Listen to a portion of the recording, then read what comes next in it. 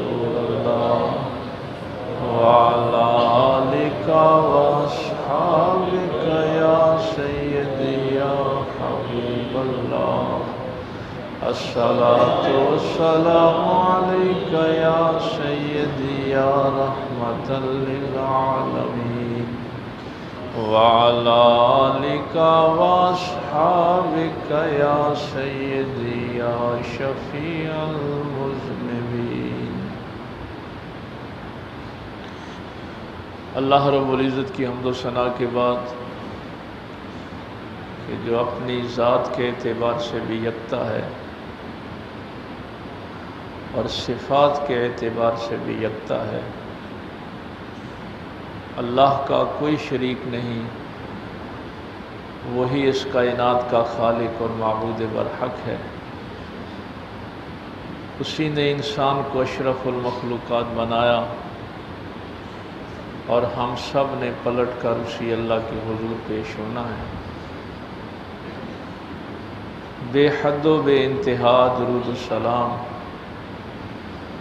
امام الانبیاء حبیب کبریاء شفیع المذنبین رحمت للعالمین تاجدار سلطنت دنیا و دین آمینہ کے لال باعث تخلیق کائنات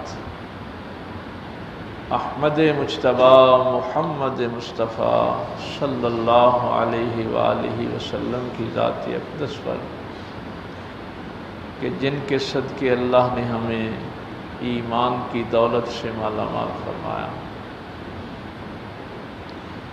نہایت ہی واجب الاحترام معزز سامعین، بزرگوں، دوستوں، عزیز بھائیوں، آج دو آیات جو تلاوت کی گئی ہیں، اس میں ایک بنیادی حکم ایمان والوں کو دیا گیا ہے، یا ایھا الذین آمنوا، اے وہ لوگوں جو ایمان لائے ہو، لا تحرموا طیبات ما احل اللہ لکم،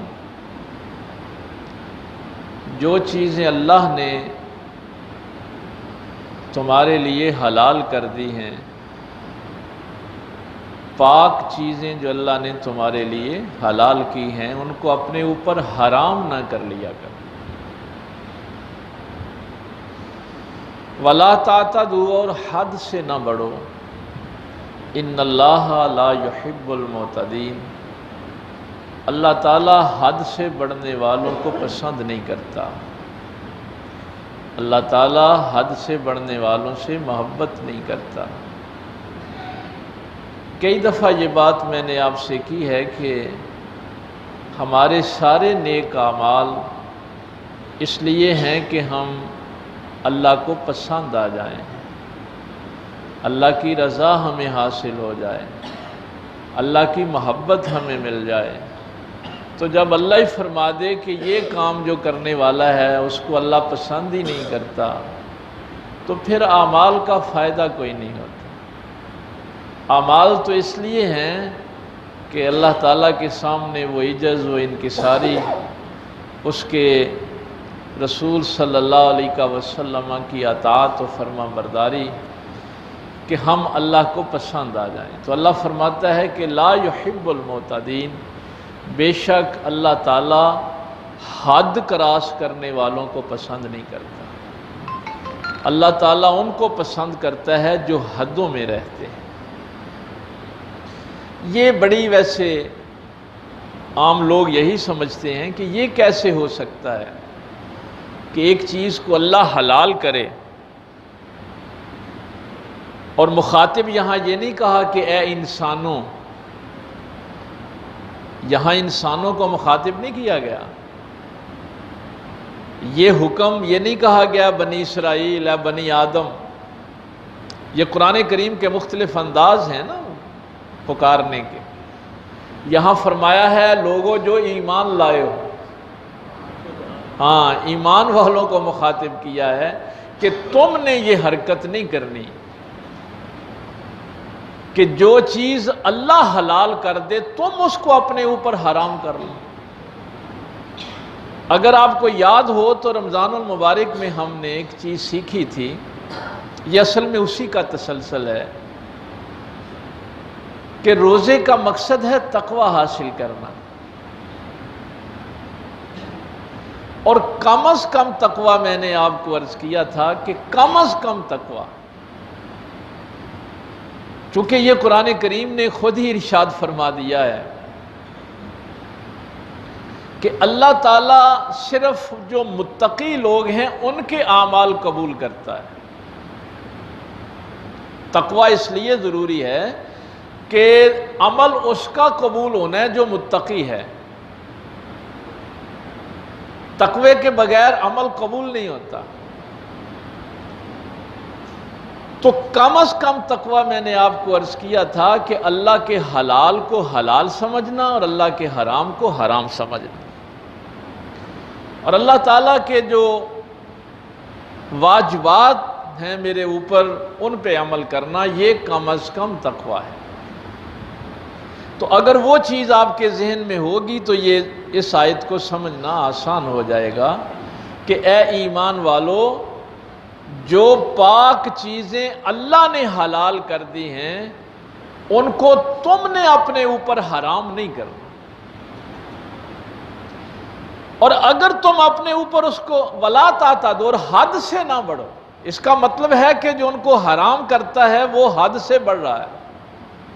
ان اللہ لا يحب المعتدین، بے شک اللہ تعالیٰ حد سے بڑھنے والوں کو پسند نہیں کرتا، ان سے محبت نہیں کرتا، ان سے پیار نہیں کرتا۔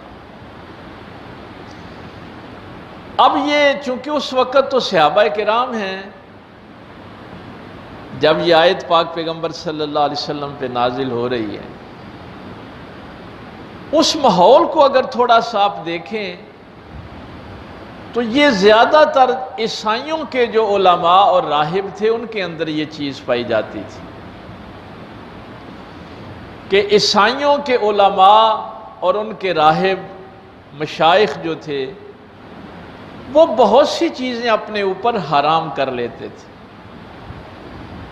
کہ میں فلاں چیز نہیں کھاؤں گا، فلاں نہیں پیوں گا، میں نکاح نہیں کروں گا، کچھ نے اپنے آپ کو گرجے کے اندر بند کر لینا، کچھ نے اپنے آپ کو سفر میں لگائے رکھنا، تو اپنے آپ کو مشقت میں ڈالنا۔ یہ ماحول ہے اس دور کا، اور لوگ سمجھتے تھے کہ یہ جو بندہ اپنے اوپر ایسی پابندیاں لگاتا ہے یہ بڑا نیک آدمی ہے۔ تو وہ ماحول ذہن میں ہو جس ماحول میں یہ آیت نازل ہو رہی ہے۔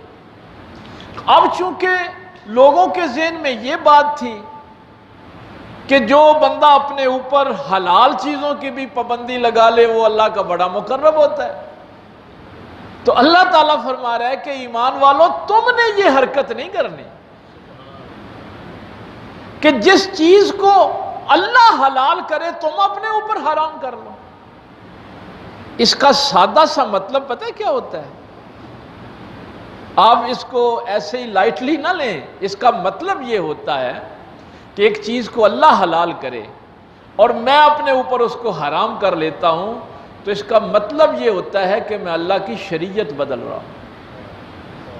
یہ اتنا بڑا جرم ہوتا ہے۔ اور اگر آپ کو یاد ہو تو میں نے اس وقت بھی یہ بات کہی تھی کہ پھر وہ بندہ جو اللہ کی شریعت کو بدلتا ہے وہ مرتد ہو جاتا ہے، وہ مسلمان نہیں رہتا۔ اس کے درجے آگے چل کے ہم انشاءاللہ بیان کریں گے کہ وہ کون سا درجہ ہے جس میں پھر کوئی چیز آپ اپنے اوپر حرام کریں تو وہ انسان مرتد ہو جاتا ہے، کافر ہو جاتا ہے، دائرہ اسلام سے خارج ہو جاتا ہے۔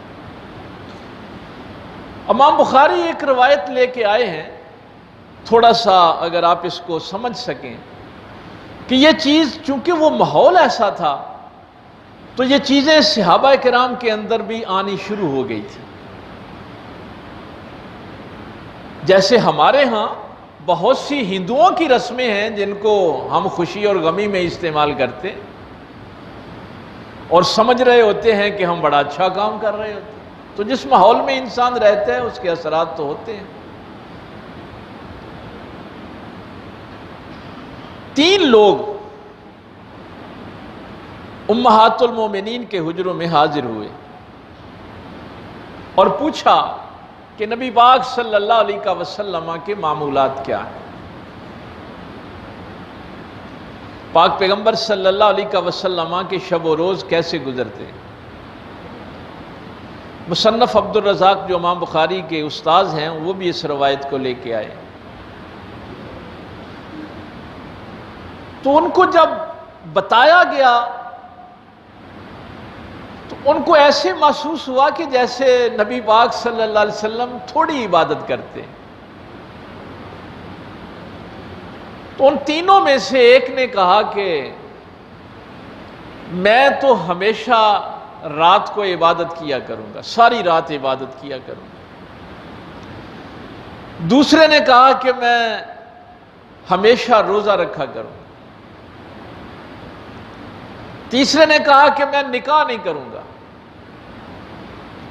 اور پھر آپس میں وہ یہ گفتگو کرنے لگے کہ کہاں ہم اور کہاں اللہ کے محبوب صلی اللہ علیہ وسلم۔ اب جب اس بات کا پتہ پاک پیغمبر صلی اللہ علیہ وسلم کو چلا تو آپ نے فرمایا میں تم میں سب سے زیادہ اللہ سے ڈرنے والا ہوں، تم میں سب سے زیادہ متقی ہوں، میں نماز بھی پڑھتا ہوں اور سوتا بھی ہوں، میں روزہ بھی رکھتا ہوں اور اللہ کی نعمتیں کھاتا پیتا بھی ہوں، میں نکاح بھی کرتا ہوں، اپنی بیویوں کو بھی وقت دیتا ہوں۔ یہ تم نے کیسے کہہ دیا کہ ہم ساری رات عبادت کریں گے، ہم سارا دن روزہ رکھیں گے، ہم نکاح نہیں کریں گے؟ یہ ساری چیزیں کیا ہیں؟ حلال ہیں نا۔ یعنی حلال چیزوں کی پابندی اپنے اوپر لگانا، یہ اس حوالے سے میں بات کر رہا ہوں۔ دوسرا، جب مواخاتی مدینہ ہوئی، یہ 2 دفعہ ہوئی، نبی پاک صلی اللہ علیہ وسلم نے مہاجرین اور انصار کو آپس میں بھائی بھائی بنایا، جو مکے سے ہجرت کر کے آئے تھے اور یہ جو مدینہ شریف کے انصار تھے، ایک مہاجر اور ایک انصاری کو ان کا بھائی بھائی بنایا۔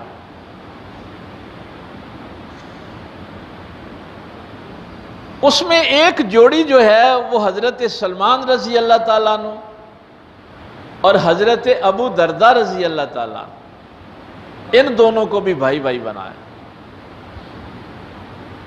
حضرت سلمان جب ابو دردہ کے گھر گئے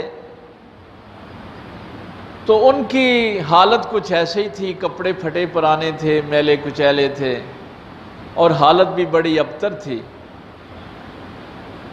تو ان کی بیوی نے کہا کہ آپ کا بھائی جو ہے نا ابو دردہ، اس کا اب دنیا سے کوئی تعلق نہیں رہا۔ بہرحال جب حضرت ابو دردہ تشریف لائے تو ان کی بیوی نے کھانا بنایا ان کے لیے۔ حضرت سلمان جب کھانا کھانے لگے تو آپ نے ابو دردہ سے کہا کہ تم بھی کھا لو نا؟ کہا نہیں نہیں، میں تو روزے سے ہوں۔ انہوں نے فرمایا کہ جب تک تو نہیں کھائے گا میں تو اس وقت تک کھانا نہیں کھاؤں گا۔ چلو وہ افطاری کا وقت ہوا، انہوں نے بھی کھانا کھایا۔ اس روایت کو جب میں پڑھتا ہوں تو پھر مجھے یہ بھی احساس ہوتا ہے کہ نبی پاک صلی اللہ علیہ وسلم نے اس معاشرے میں ایک مہمان کا جو احترام ہے وہ کس قدر بتایا ہوگا، کہ یعنی ابو دردہ کی خواہش نہیں ہے کھانا کھانے کی، لیکن اگر مہمان نے کہا تو انہوں نے کھا لیا۔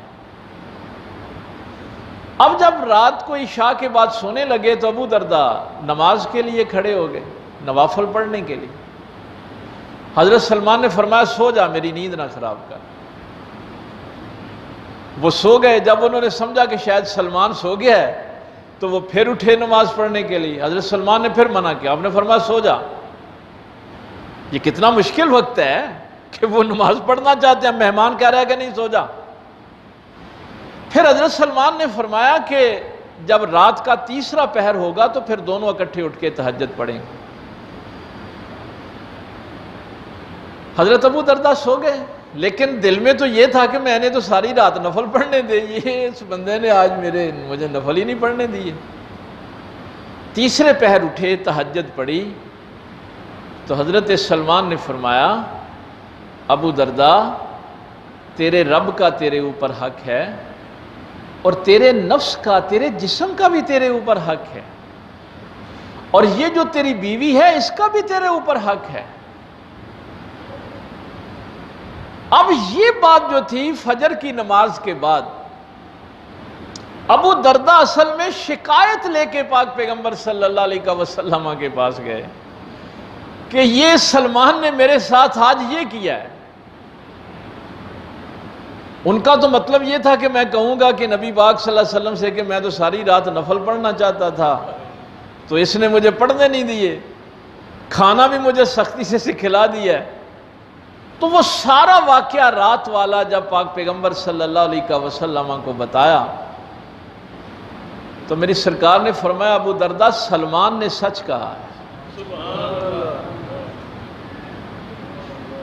یعنی یہ وہ ماحول بھی آپ کے ذہن میں رہے کہ کس ماحول میں یہ آیت نازل ہوئی ہے، چونکہ اس وقت یہی تھا کہ جیسے عیسائیوں کے راہب اپنے اوپر یہ پابندیاں لگاتے ہیں اور وہ اللہ کے بڑے مقرب ہو جاتے ہیں، شاید اسی طریقے سے اللہ کا قرب مل جائے۔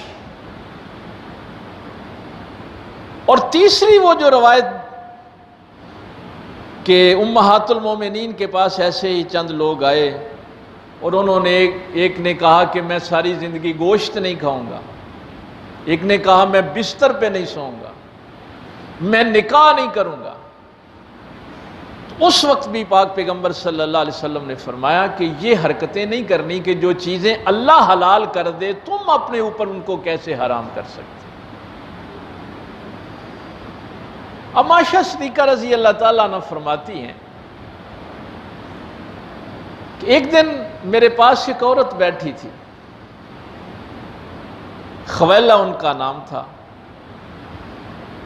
ان کی بھی حالت بڑی ابتر تھی۔ پاک پیغمبر صلی اللہ علیہ وسلم گھر داخل ہوئے تو سرکار نے پوچھا کہ یہ خویلہ کی حالت اتنی ابتر کیوں ہے، اتنی بری حالت اس کی؟ تو عربوں کی ظاہر ہے پھر فصاحت و بلاغت تو ہے۔ اما عائشہ صدیقہ نے 2 جملوں میں ایسا کمال کا وہ بات بیان کی، عرض کی یا رسول اللہ صلی اللہ علیہ وسلم جس کا خامند ساری رات نفل پڑھے اور سارا دن روزہ رکھے وہ عورت تو پھر ایسے ہی ہوتی ہے جیسے اس کا کوئی خامند ہے ہی نہیں، وہ بیوی تو پھر خامند کے بغیر ہی ہے نا، اس کی تو یہی حالت ہونی ہے۔ صرف یہ 2 جملے کہے۔ ان کے خامند تھے عثمان بن حنظلہ رضی اللہ تعالیٰ۔ پاک پیغمبر صلی اللہ علیہ وسلم نے عثمان کو بلایا اور یہ جملے اتنے سخت ہیں، سرکار نے فرمایا عثمان کیا تم میرے طریقے میری سنت سے اعراض کرتے ہو، چھوڑتے ہو میری سنت کو؟ عرض کی یا رسول اللہ صلی اللہ علیہ وسلم میں تو آپ کی سنت طلب کرتا ہوں، چاہتا ہوں، میری تو خواہش یہ ہے کہ میں آپ کی سنت پہ عمل کروں۔ تو پھر پاک پیغمبر صلی اللہ علیہ وسلم نے وہی باتیں 3 جو ہیں وہ دہرائیں کہ تیرے رب کا بھی تیرے اوپر حق ہے، تیری بیوی کا بھی تیرے اوپر حق ہے، تیرے نفس کا، تیرے جسم کا بھی تیرے اوپر حق ہے، اپنی بیوی کا حق ادا کر۔ یہ کوئی عبادت نہیں ہے کہ تم یہ سارے کام کاج چھوڑ کے کہو کہ ہم اللہ کو راضی کر لیں گے۔ مسند ابو یعلا میں اس روایت کو اس طریقے سے بیان کیا گیا ہے کہ پاک پیغمبر صلی اللہ علیہ وسلم ایک دن عثمان بن حنظلہ کو راستے میں ملے اور آپ نے جب ان کی یہ حالت دیکھی تو فرمایا کہ کیا میری سیرت میں تیرے لیے کوئی نمونہ نہیں ہے؟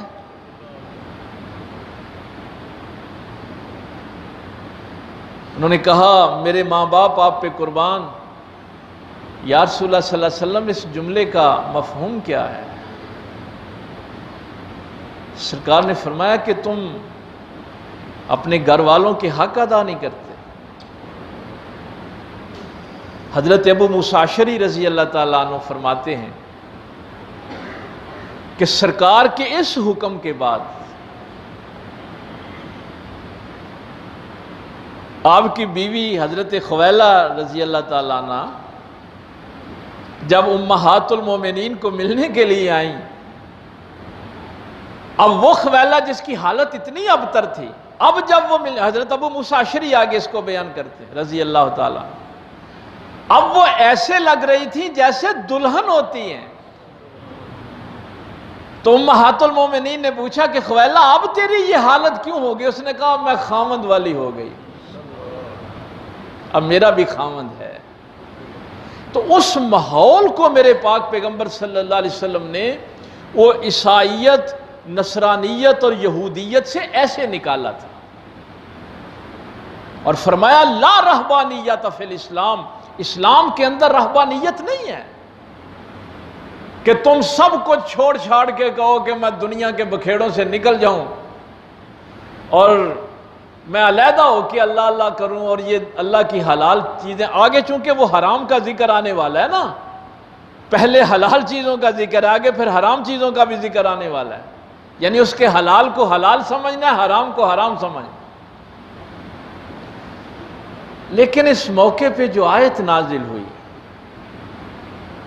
وہ آیت ہلا کے رکھ دیتی۔ آج کل ہمیں بھی بڑا شاید اس بات کا شوق ہوتا ہے، آیت سنیے ذرا، قرآن سنیے، اللہ فرماتا ہے قل من حرم زینت اللہ التی اخرج لعبادہ، یہ بات ہے میں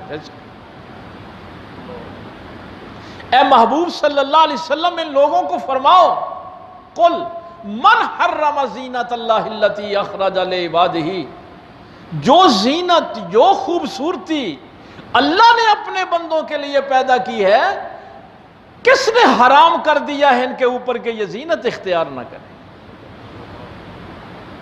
من حرم اللہ، قل من حرم زینت اللہ التی، فرمائیے کس نے اس زینت کو حرام کیا ہے؟ کیوں جی اپنے بدبو والے لباس میں رہتے ہیں، پھٹے پرانے لباس میں رہتے ہیں؟ اللہ جمیل و یحب جمال، اللہ خود بھی جمیل ہے اور خوبصورتی کو پسند کرتا ہے۔ یہ اللہ نے بندوں کے لیے زینت پیدا کی ہے۔ بات تو صرف اتنی سی تھی کہ اس پہ تکبر نہیں کرنا، فخر نہیں کرنا، اکڑ کر نہیں چلنا۔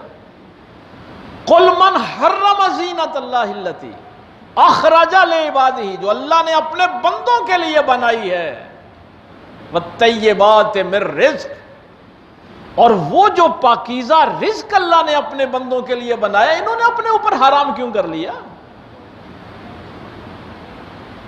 یہ کون ہوتے ہیں اپنے اوپر وہ چیز حرام کریں جو اللہ نے حلال کر دی؟ اب اس کے درجے جو ہیں وہ تین ہیں۔ ایک ہوتا ہے اعتقاداً، عقیدے میں کوئی چیز بندہ لے آئے اور کہے یہ جو پانی ہے، حلال پانی جو ہے، میں اس کو اپنے اوپر حرام کرتا ہوں، عقیدے میں لے آئے۔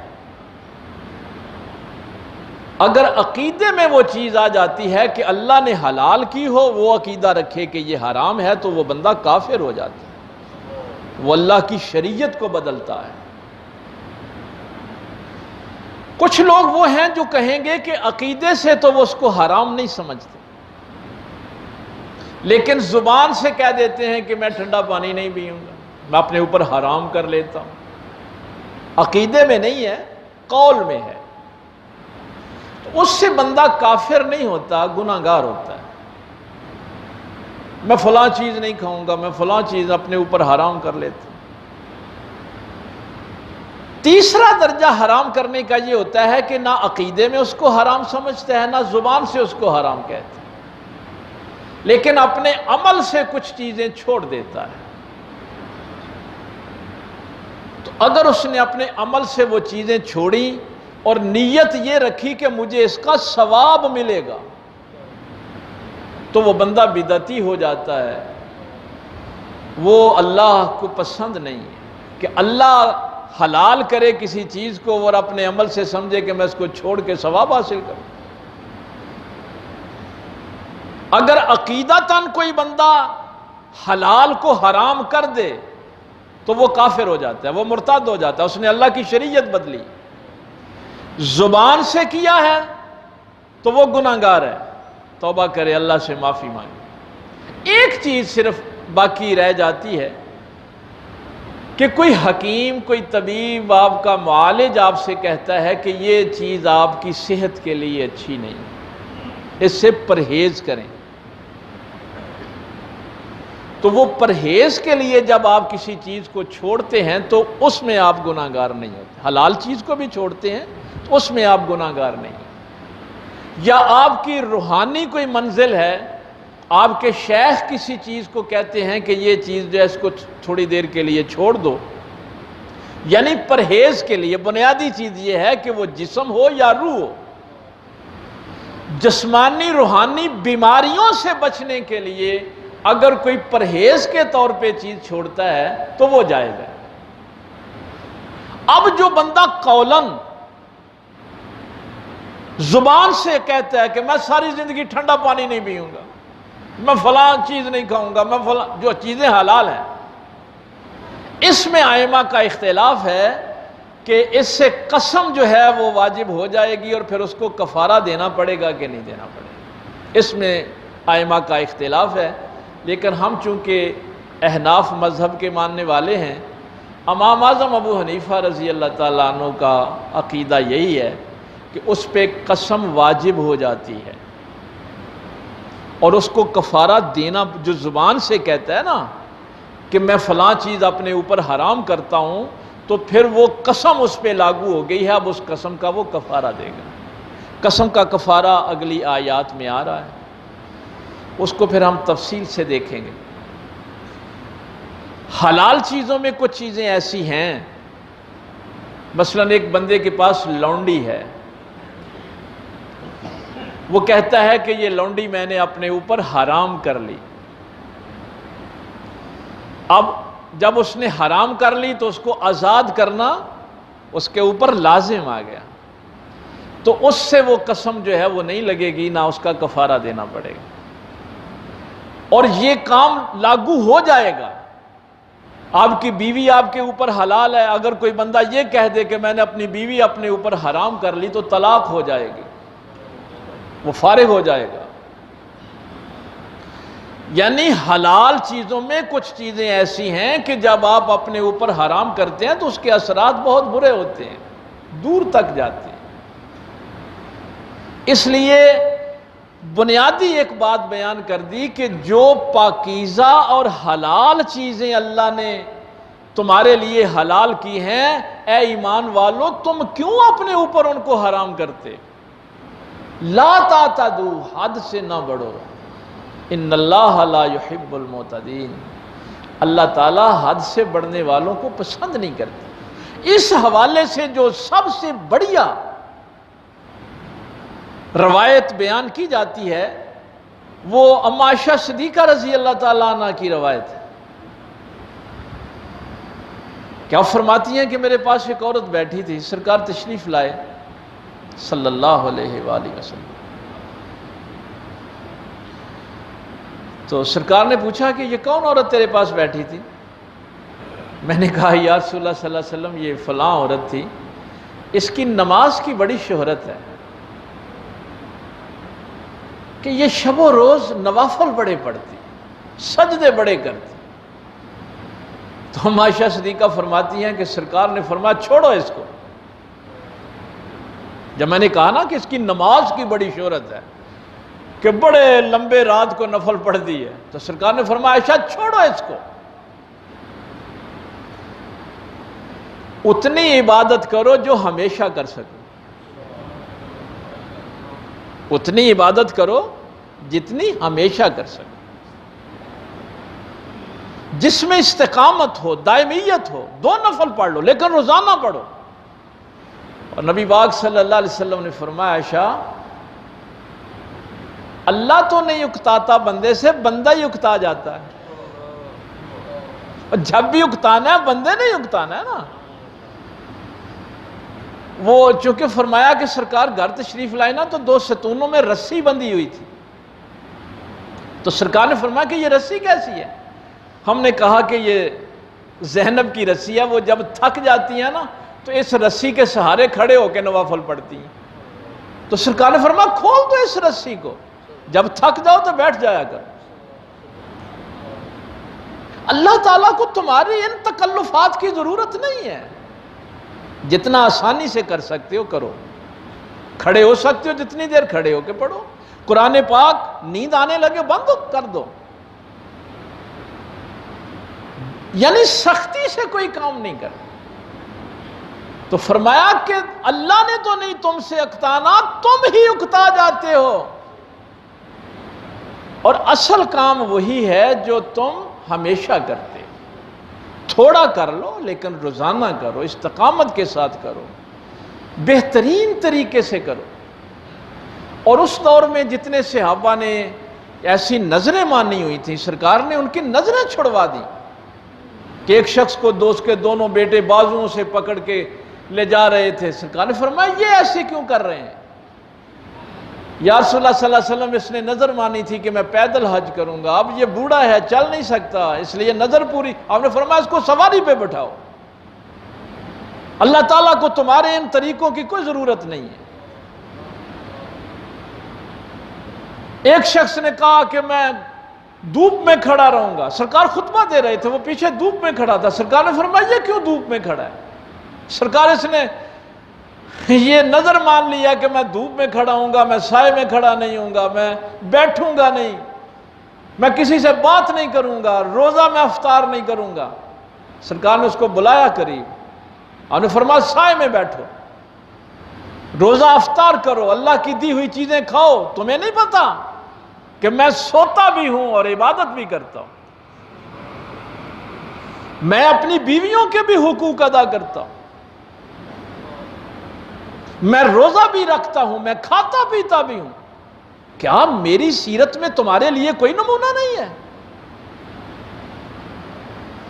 تو یہ آج کل بھی ہمارے ہاں یہ بڑی باتیں چلتی ہیں، فلاں نے ایسا کر دیا، فلاں نے ایسا کر دیا، تو اللہ تعالیٰ نے اس بات سے منع فرمایا ہے۔ اور یہاں پہ میں پاک پیغمبر صلی اللہ علیہ وسلم کا وہ جملہ اگر آپ کو سناؤں کہ ایک بندہ نفلی روزہ رکھتا ہے،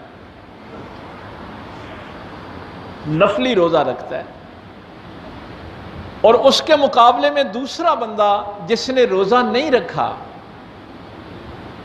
وہ اللہ کی نعمتیں کھاتا ہے اور اللہ کا شکر ادا کرتا ہے، تو میرے پاک پیغمبر صلی اللہ علیہ وسلم نے فرمایا کہ اس نفلی روزہ رکھنے والے سے وہ شکر گزار بہتر ہے